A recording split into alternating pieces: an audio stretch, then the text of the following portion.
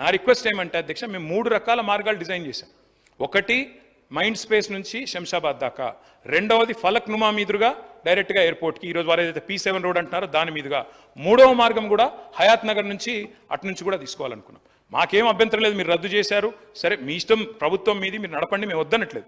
కానీ మేము తీసుకున్న దానికి కారణం చెప్తా ఉన్నాం ముఖ్యమంత్రి గారికి.